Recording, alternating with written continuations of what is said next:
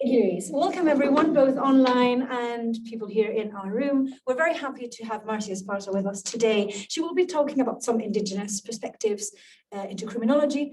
Particularly, the title of her talk is Comparative Critical Military and Decolonial Criminology. Louise will now introduce our speaker, and then she will speak for about 50 minutes, and so that we have some time afterwards for questions, comments, and discussion. So yes, welcome and enjoy. Very good, thanks, Carla. So our speaker today, Professor Marcia Esparza, earned her baccalaureate at Hunter College and her doctoral degree in sociology at the University of Albany State University of New York. Professor Esparza's research areas include state violence, genocide, collective memory silence in the aftermath of mass killings, and military sociology in Latin America, but more recently also in Spain, in particular in the Balear island of Mallorca. Her research experience includes her work for the United Nations sponsored Truth Commission in Guatemala, 1997-1999.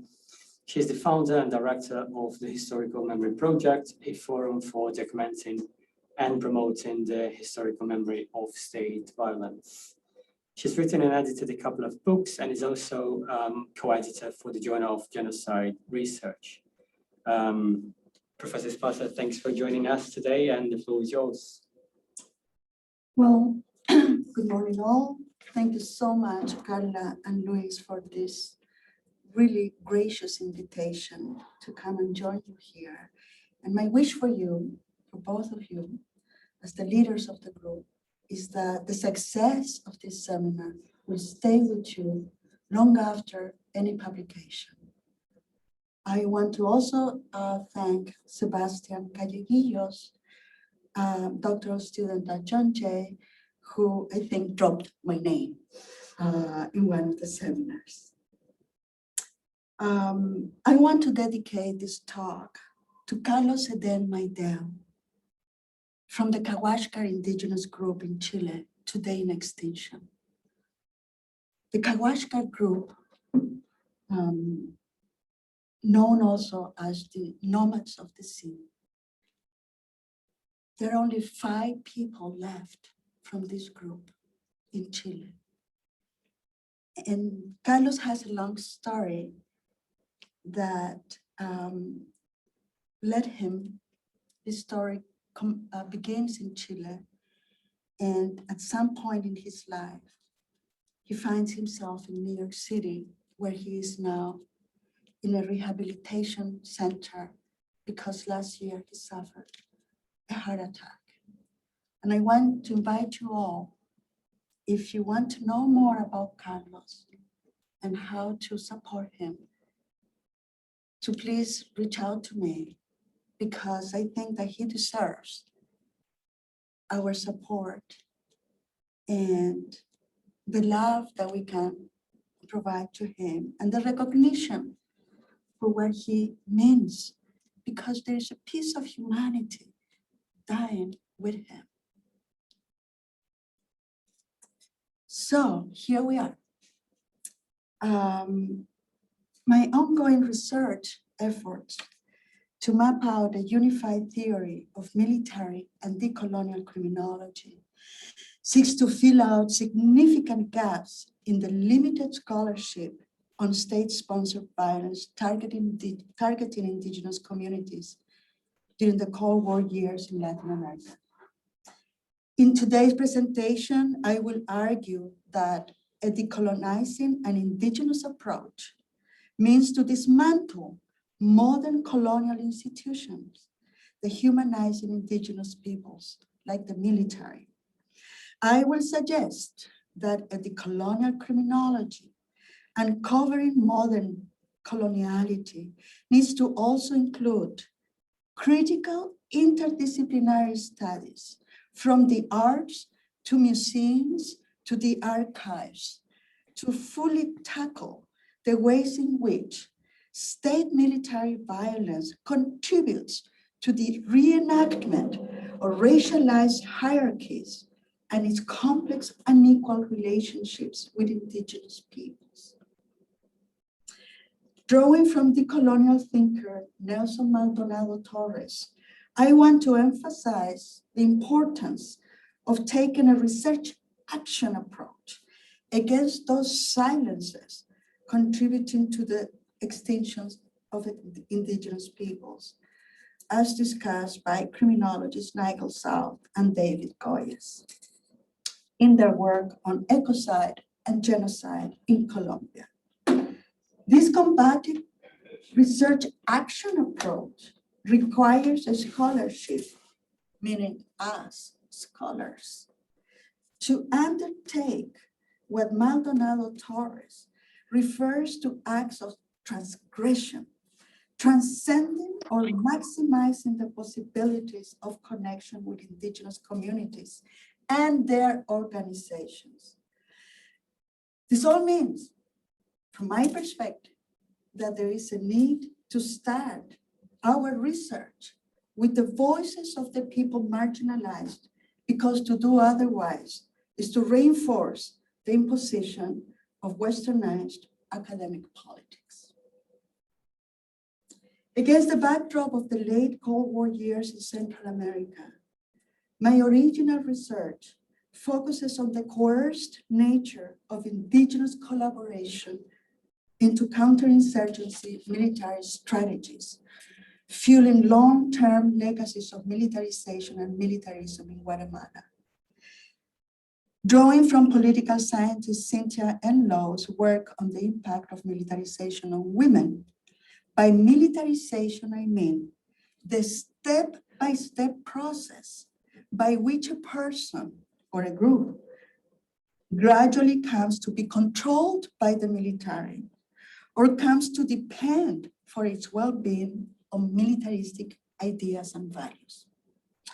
And by militarism, I make the distinction, I mean the entrenched mindset instilled by the military through war and genocide propaganda, as well as strategies like civic action, I will be talking about, brought to Latin America via the 1960s United States aid humanitarian programs.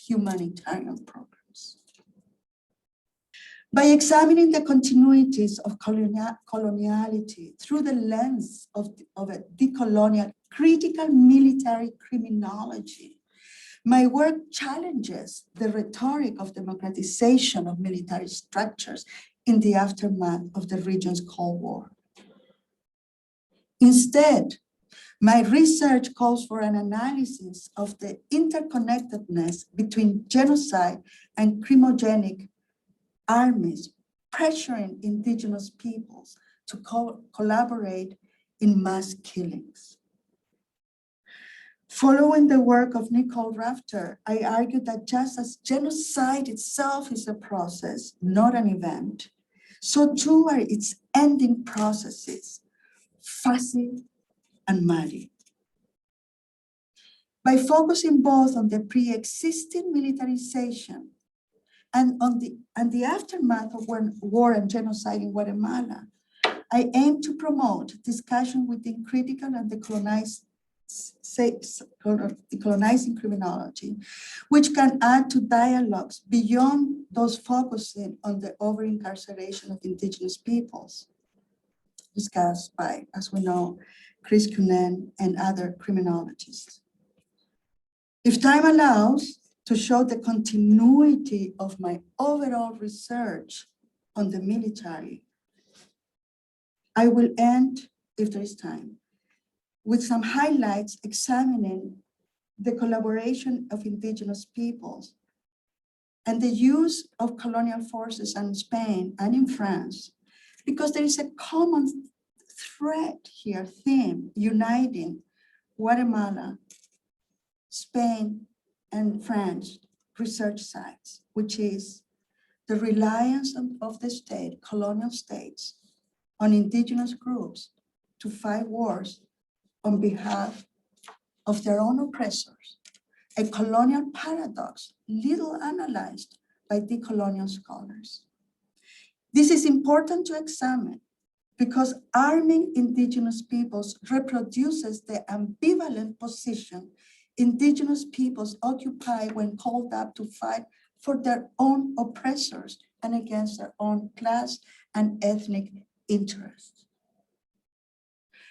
An interrogation of these ambivalent or liminal spaces can offer a glimpse into the often taken for granted victim-perpetrator dichotomy assigned to modern colonial relationships during genocide and war. Thus, moving away from mainstream Eurocentric view of the army and focusing on military organization, technology, and manpower, I interrogate military strategies the Guatemalan army used to gain the support and the loyalty of people it truly hates, such as Indigenous peoples, because it considers them an obstacle for the country's progress. Yes, it is forced during war times and genocide to negotiate with them because they need them for war. I'm going to now refer to my positionality as a researcher, because I think it's important to go back to your research roots.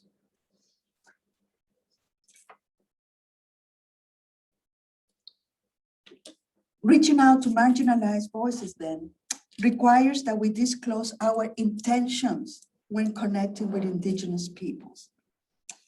In my case, my direct exposure to the dictatorship of General Augusto Pinochet regime in Chile has been a pivotal experience, providing me with insights when approaching Indigenous communities.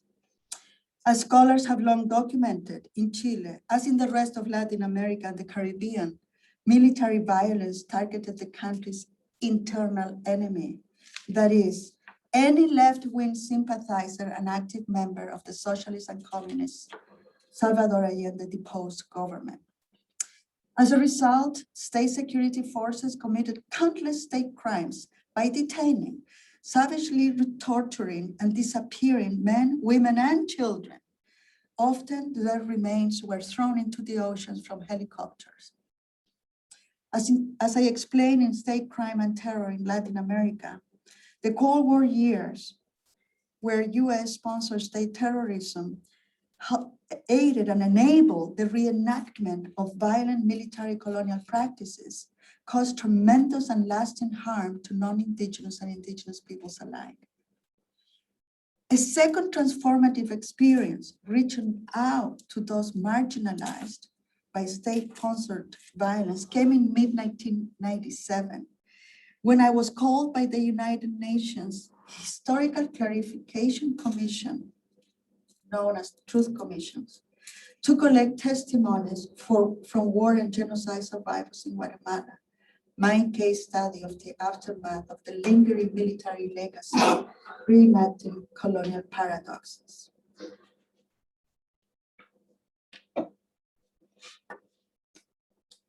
Oops.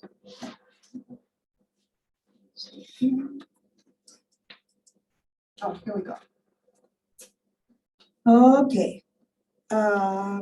So I left on the case studies Guatemala of the aftermath, pre-existent and aftermath of the lingering military legacy reenacting colonial paradoxes. Okay. With the 1996 firm and lasting peace accord signed between the state, the Guatemalan state, and the left-wing rebels, the United Revolutionary Unity, URNG, the Truth Commission was set up to investigate past human rights crimes from 1960, 62. There is a debate there about, the beginning of the war, but it was until 1996 when finally in December 1996, the lasting peace accord was signed.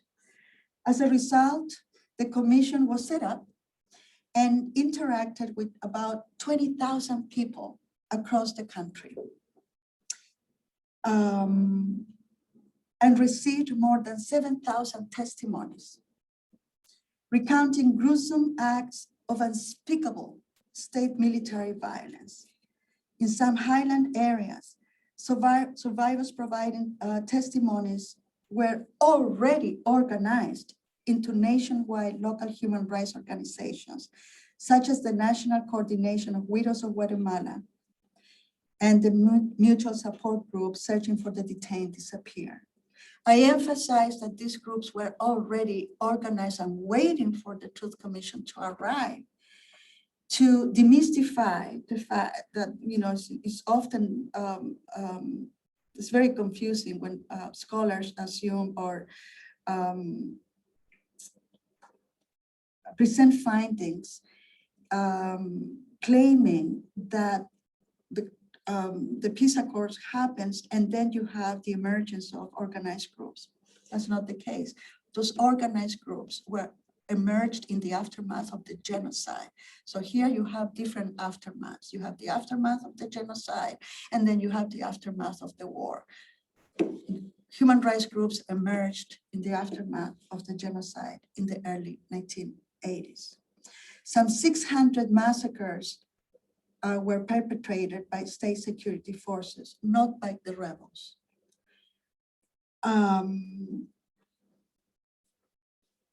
The most important Truth Commission finding, summarized in its Guatemala Memory of Silence report, was that between 1980 and 1983, the state army had committed acts of genocide against 4 Maya geographical areas. Those areas are on the western side, on Huehuetenango, you have it there, which is Guatemala. So it's the western side of the highlands, is the Mayan territory, most indigenous group, 23 indigenous groups, mostly lived on that side of Guatemala. There is only a couple of indigenous groups living on the other side of the country. A second finding, the commission found that in the early 80s, as the genocide was unfolding, the military had forced indigenous peasants to participate in the uniform, plain clothes, not uniformed, auxiliary group, the Civil Self-Defense Patrols. Patrols were not only used as the eyes and ears of the military, controlling frequently traveled roads, checking villagers' identification cards, and spying on neighbors, local groups, and associations, but also participated in the bloodshed. One of those massacres where patrols participated was in the Rio Negro massacre. Here, state soldiers, along with civil patrols, killed some 177 Maya Achi women and children. For the Guatemalan army, Mayan families and communities comprised a counterinsurgency doctrine where the water is the water, they were the water where the fish swam. And therefore they had to drain the water because the assumption was that communities were providing crucial support, logistical support to the rebels. This counterinsurgency campaign strategy was also used in Vietnam and in the Philippines by the United States and in Angola by the Portuguese.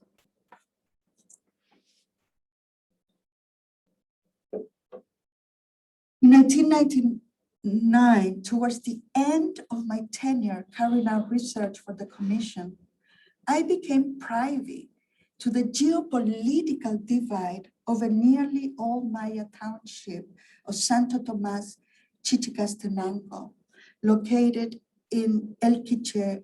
El Quiché was the province where half of the 600 massacres took place, located roughly 90 miles northwest of the capital of Guatemala. Using Chichicastenango as my unit of analysis for my last assignment for the Truth Commission, in other words, we were all over the place collecting testimonies in the highlands, but at some point, as we were about to end the work, the Truth Commission assigned each of us a particular municipality. And at that time, I didn't know how to drive. And the easiest way for me to get to a municipality municipality was to take a bus to Chichicastenango, which is a market town, and I love markets. So I was like, I'm doing that.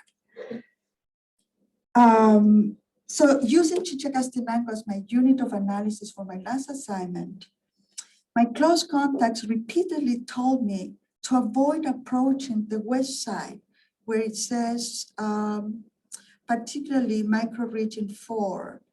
You see the highway, I think the highway, the Inter-American or Pan-American highway is marked there. And then, so you had communities divided, microregion 5 and 6, where those communities that came forward to testify before the Truth Commission.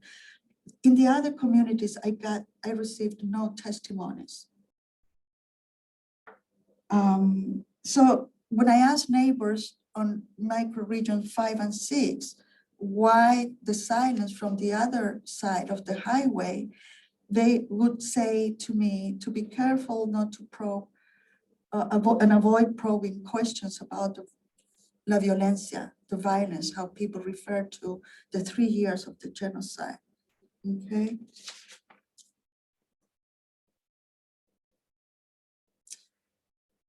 But I did something at this point of the research that actually the military does, which is to get a map. I got a map and I mapped out the violence, all right? And this is how I came up with, I mapped out all the massacres that took place on the eastern side, all right? And most of them are, indicated in the map here. There were massacres on this side. Let me see, where is that? The Lacama, no, let me see. There is a massacre here. Where is that?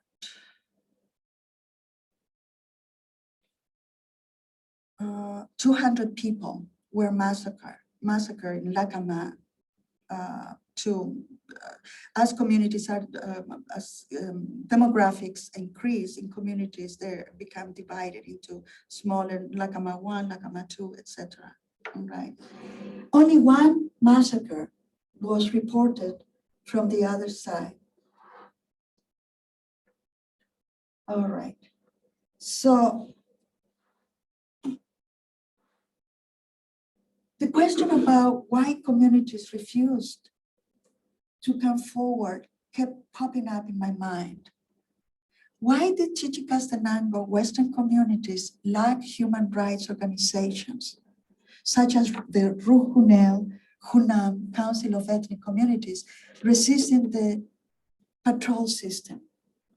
Why the silence? Seeking answers, by the end of 1999, and now in the context of my doctoral research, I went back to Chichicastenango, this time on my own, without the UN, to carry out further ethnographic work. My entry into Western communities unfolded through a snowball sampling technique after a brief meeting with the nearest military outpost military commander. Soon after, I began collecting original data with the Army's close collaborators, all of them former patrols, allegedly disbanded by the peace accords. At some point, I interviewed Jose, the local president of the newly created Friends of the Army Association, a former civil patrols, but also a former military commissioner, another military figure that the Army keeps in the countryside, and asked him about a picture he carried of himself, about a portrait of himself that he carried with a lace around his neck, dressed in camouflage.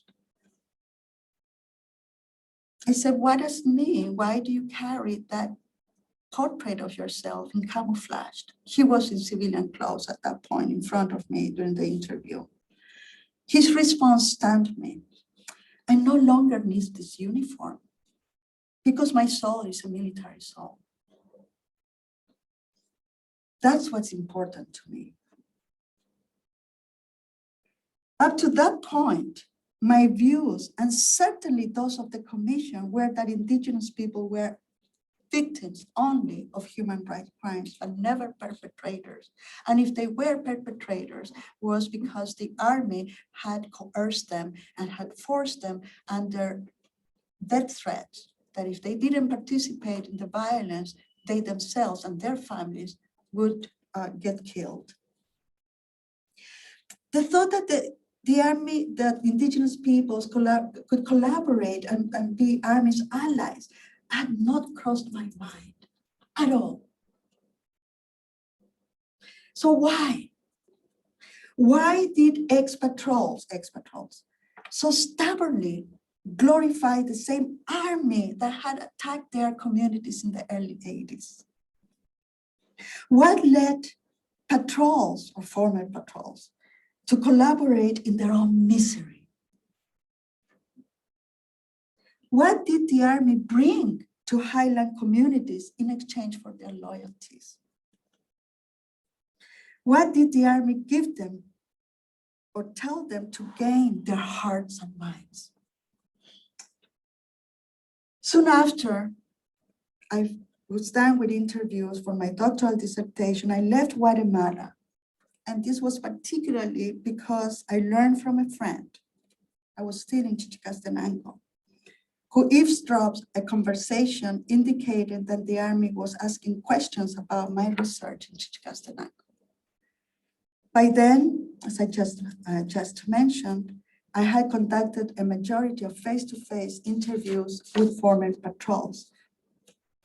In addition to recording a video with survivors of a lynching, committed most likely in retaliation to a Western community massacre whose eyewitnesses had testified before the Truth Commission. I think it was the only massacre there, Maxul or another community called Sakiyat, that people had come forward. And so I concluded that it was in retaliation for people testifying. It took me 10 years. I left the country, went back to New York City, and it took me 10 years to go back again to Guatemala. In 2010, I went back to carry out archival research within military archive. My aim was to trace the Army's views of Indigenous peoples. My aim was to analyze the military as an institution to understand this colonial paradox of the colonized aligning with the colonizer during war and genocide. I wanted to trace the Army's views as preserved and perpetuated through the lens of the military's own institutional archives. Thus, based on detailed archival evidence, military journals, memoirs, and bulletins, I investigated the modern colonial military gaze. I learned about the Indigenous reserved battalions the Army keeps in the countryside and the overall Army's reliance on its Indian amigos.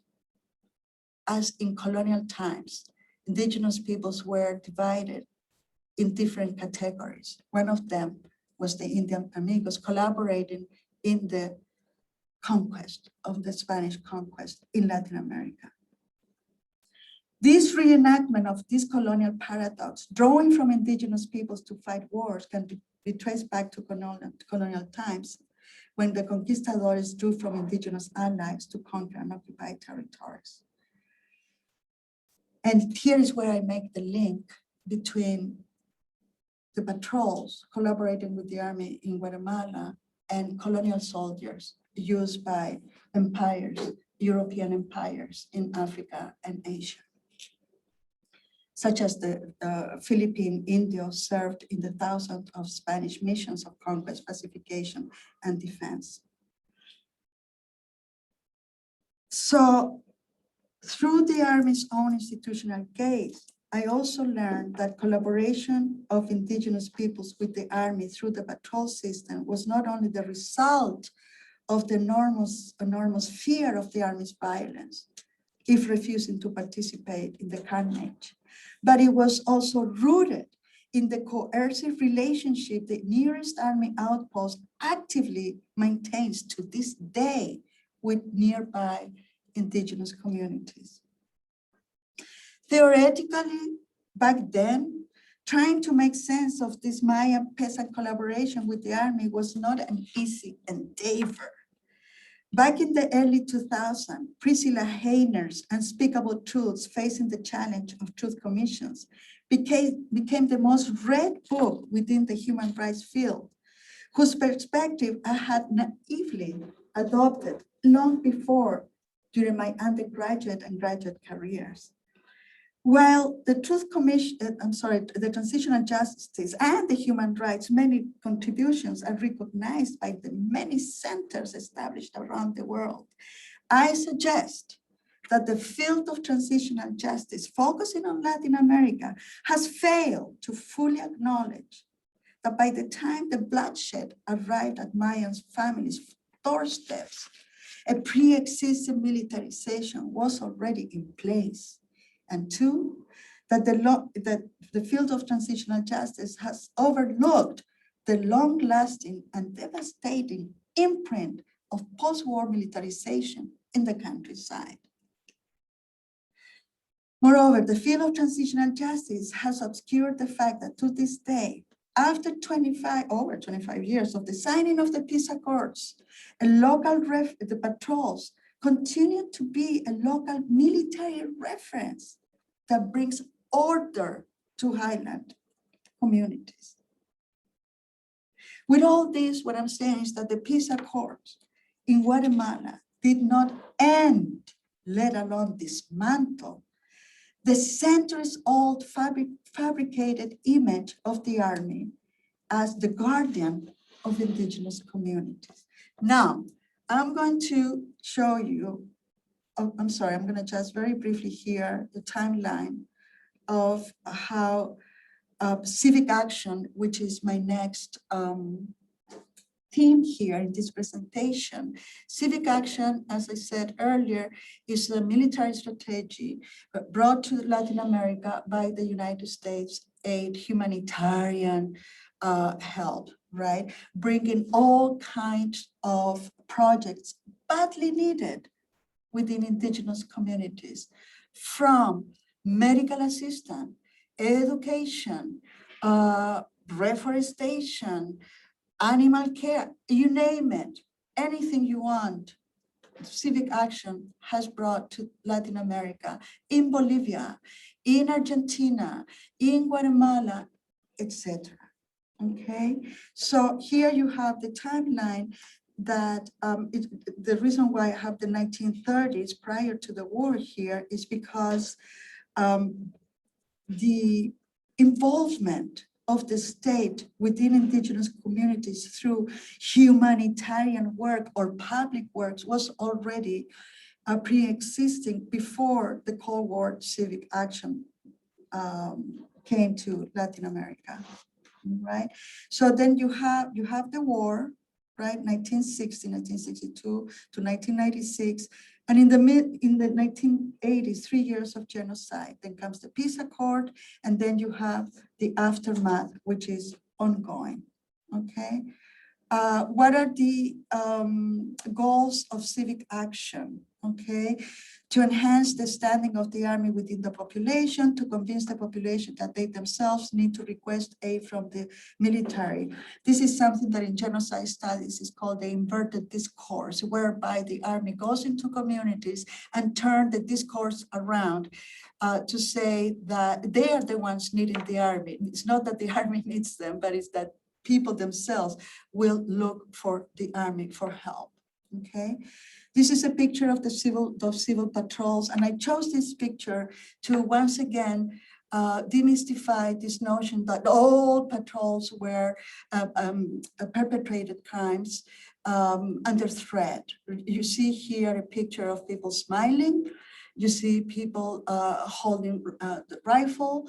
The few arms that the army gave them, because it didn't give them a lot of arms, because again, there's a colonial paradox here, whereby the army is confronted with, which is arming the majority of the population.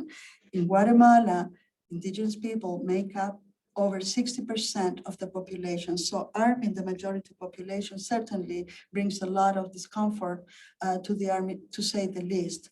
So again, I chose this picture of the many pictures I have of the civil patrol to sort of like present the day-to-day life of people. This is a picture outside, most likely the municipality, that's where people gather. And it seems it's not a happy picture, but it's sort of like it has some sort of normal taste to it. Okay, here we get to the military reserves, which are those reserve troops that the army keeps in the countryside. This picture is from months before the signing of the peace accords. And here you have Chichicastenango military battalion marching through the streets of Guatemala City. This is, to me, this picture materializes this paradox that I'm speaking about, which is arming the colonized to fight wars on the colonizers' behalf.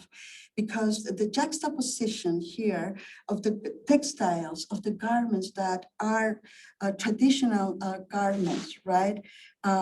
These are actually ceremonial garments that the Chichicastenango men wear in the townships. But here you see them marching, and you see them with these industrial, modern Cold War rifles, right? So I think, to me, this again is to show the materiality, the objects of war used. Again, the patrols were ununiformed, right? And here I'm showing that although they were ununiformed, there was a pre-existing militarization whereby the army co-opts indigenous communities, but also co-opts the spirituality or cosmology of indigenous peoples. Civic action. Here you have, as I said, civic action, the US, poured, tons of money to bring equipment, to open roads, to then, survey, to scout roads, to bring hydroelectric dams that were one of the main causes of the genocide in some areas, which was to wipe out entire communities in order to build hydroelectric dams, right? Oh, I'm sorry. You have the Guatemalan Corps of Engineers, right? This is one branch of the army that I actually look for in the different places where I go. And I actually went to an exhibit about army engineers in Barcelona not long ago, Spanish Corps of Engineers, but they're key within the army. The Corps of Engineers is key, and I don't see a lot of research there. So it would be awesome if anybody in the audience would take on that task of engaging with military disciplines. Here we have another really striking picture of there is a US soldier, both of them are US soldiers, serving, what seems to be a very normal thing from the army to serve an indigenous person. That now remember, there were over 600 massacres, and here you have, prior to the genocide, soldiers serving some cold drinks to indigenous, probably quiche for her garment. Okay, I'm about to be done, but I want to leave you with two pictures. One is this one. I took this picture in the aftermath of the peace accords. I was already working in Chichicastenango, taking ex-patrols testimonies. And as I said, this snowball technique where I was able to break the silence in those communities aligned and showing a loyalty to the army, because I went to the army base because nobody would talk to me, especially without the UN, you know. So I figured that I'd give it a shot, and I walked over to the military base.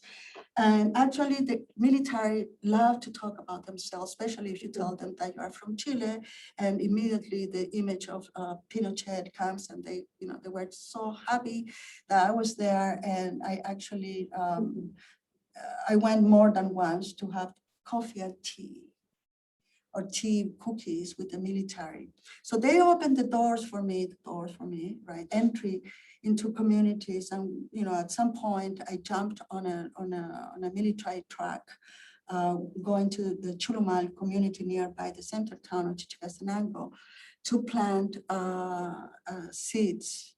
I'm not in that picture, but here we see the soldiers, the school teachers, and the children really happy and manifesting that once they wanted to, once they grow up, you know, they wanted to become soldiers, obviously. Okay, if there's time, I'll show you those pictures, because these are similar pictures of Civic Action in Portugal. Okay, I'll have other pictures of all the things that I mentioned, but I want to leave you with that pictures. And thank you so much. I just summarized decades of work, and I hope to get some questions.